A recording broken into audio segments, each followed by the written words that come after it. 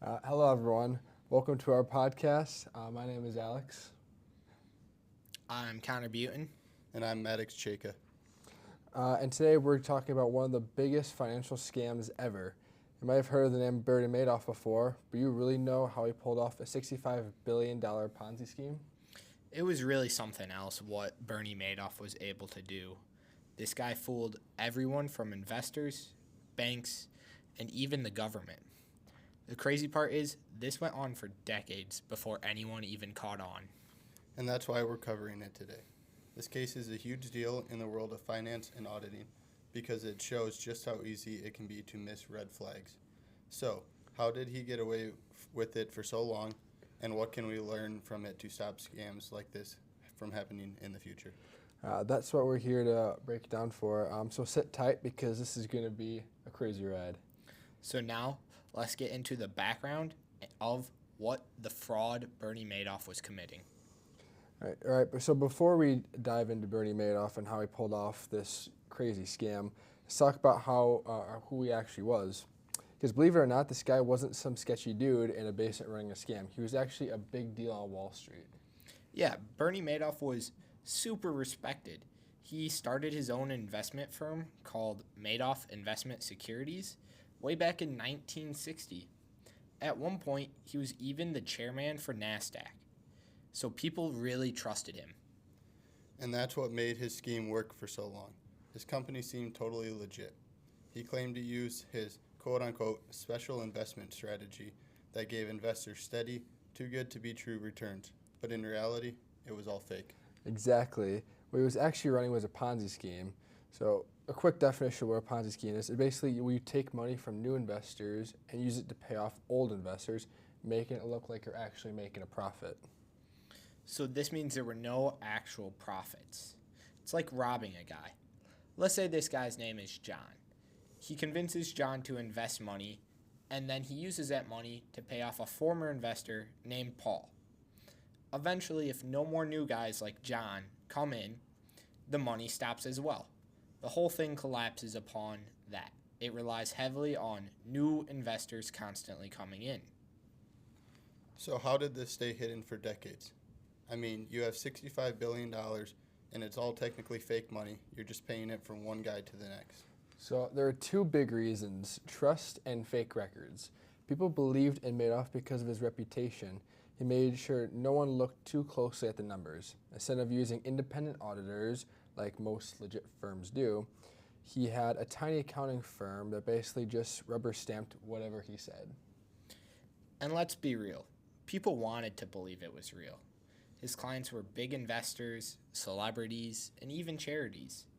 On paper, everybody was making a lot of money. And with this, nobody wanted to ask too many questions as it was good for them. And anytime someone did question it, Madoff had the same answer. He'd say, "Oh, it's a super exclusive strategy you wouldn't understand," or "just trust me, I've been doing this for years." And that people did trust him until they didn't. Right, and then we'll get into how it all came crashing down real soon. But first, let's talk about some of the warning signs that got ignored for years. So some of the audit failures played a role. Let's talk about some of them that played a role in the Bernie Madoff case. Yeah, Madoff pulled off the largest Ponzi scheme ever. He defrauded investors out of $65 billion. But what's shocking is that there were so many red flags that should have exposed the fraud way, way earlier, and it should have been stopped before it even grew to $65 billion. Oh yeah, there were so many red flags. One of the biggest red flags was the lack of an independent and reputable auditor. Madoff's firm claimed to be handling billions of dollars. Can you believe his auditor was a tiny, unknown accounting firm, Frayling and Horwitz, with only 3 employees, one of whom was in his 70s, and the other, he wasn't even a CPA. Yeah, I'm really surprised that was even allowed with the amount of money that was coming in. That should have been a huge red flag. No way should that multi-billion-dollar investment firm really rely on this company. Major like the company that Madoff had should have been using a Big Four accounting firm. Another glaring issue with Madoff's consistently high returns was the consistently high returns. These returns were roughly double-digit profits. Even when the financial market was on a downturn, his company was returning double-digit profits. That just sounds like fraud to me, and I'm not even a CPA. So you mean to tell me that Madoff's investments never went down, even with the stock market, and this CPA firm didn't do anything about it? That's exactly right.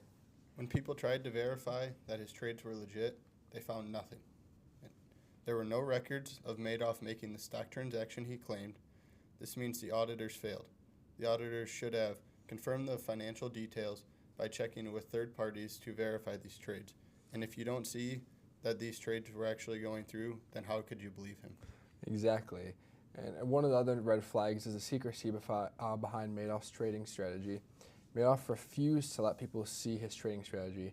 Investors were told not to ask questions, and auditors apparently didn't dig deep enough. This is a huge red flag for auditors when someone won't give any reasoning for their large, consistent gains like Madoff had. The auditor should have dug deeper into whatever strategy he was using, which was obviously illegal. Let's not forget about the SEC's failure, too. Madoff was reported multiple times. A whistleblower even submitted detailed evidence providing that there was fraud as early as 1999. Yet the SEC did absolutely nothing. If the auditors had done their job properly, they would have caught an issue with separation of duties. Madoff controlled both investment decisions and trade executions, meaning there was no independent oversight existed. That seems a little fishy to me. I agree. So let's sum it up. An unqualified audit firm, unexplainable returns, no separation of duties, secrecy, they ignored whistleblower reports. Any one of those red flags should have led to further investigation, but Madoff was able to get away with it for years. Right. And because not a single one of these red flags were addressed, the fraud just kept growing, which leads to our next point. What were the true impacts and who was affected by this large Ponzi scheme? Now, let's talk about the impacts of the fraud and how it actually affected everyone that was involved. The impact of Bernie Madoff's fraud was devastating.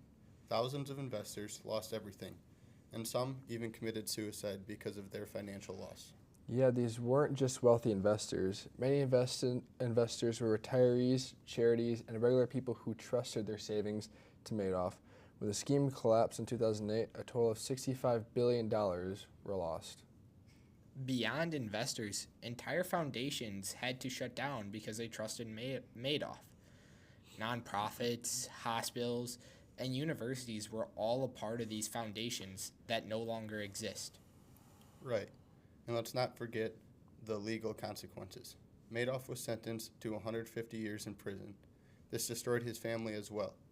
His one son committed suicide, the other son died of cancer while being investigated, and his wife, she became a social outcast.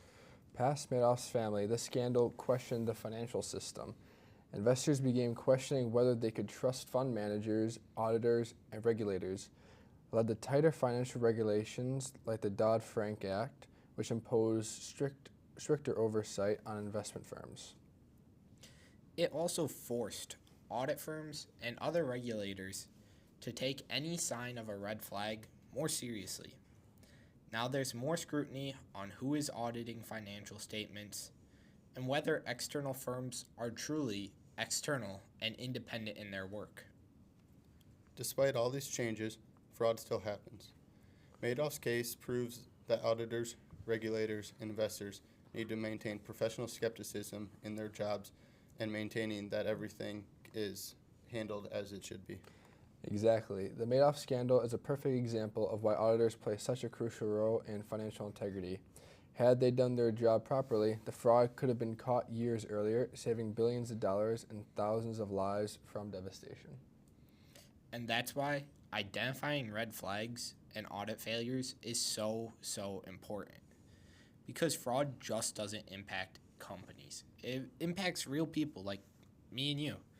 I was going to say families and the economies, as everybody as well, is all affected by schemes like this. That's well said. That wraps up our discussion on audit failures and the impact of fraud. Now we will get into the lesson that auditors can take away from this case. Yeah, so now let's break down the key lessons for auditors and financial professionals from the Bernie Madoff scandal. Maddox, what stands out to you? Or Connor? Sorry. I was going to say, there's many things that stand out to me when looking at the lessons learned, but maintaining professional skepticism is one that truly hits home. Auditors and analysts can't just take everything at face value. They have to make sure an independent auditor is involved and that they are truly independent and what the company is providing is truly accurate. Right. One major lesson to be learned was the power of independent verification. Had auditors or regulators cross-checked Madoff's reported trades with external entities, they would have realized that the trades weren't real. So what I'm hearing is verification is key. What else should financial professionals learn from this? Another thing they can learn is Madoff used an unknown auditing firm to sign off on billions of dollars in assets. Auditors should use their professional skepticism. If a firm is managing billions of dollars and is using a small, unqualified auditor, they should dig deeper. The SEC should have been able to notice this as well and done something else. These big discrepancies between a large firm using a small accounting firm should be identified and investigated further. Exactly. Also, investment professionals need to be more critical. They can't be swayed even by the rich and famous. They should have invested in the fund, and the rich and famous did so. Plenty of rich and famous people got scammed by Madoff, so don't legitimize the fund by who invests in it. Didn't regulators also fail to investigate Madoff further even after multiple SEC tips? Yeah, the regulators did in fact fail to thoroughly investigate any fraud tips. If the investigators would have looked into these tips more vigorously and with a detailed eye, they would have been able to see that there was fraud if they didn't look just at the surface level of the scheme. That's an awesome point. Let's not forget, though, whether you're an auditor, an investor, or a regulator, if something seems off or seems too good to be true, speak up. Whistleblowers are huge in catching fraud. So what could we learn from the Bernie Madoff scandal?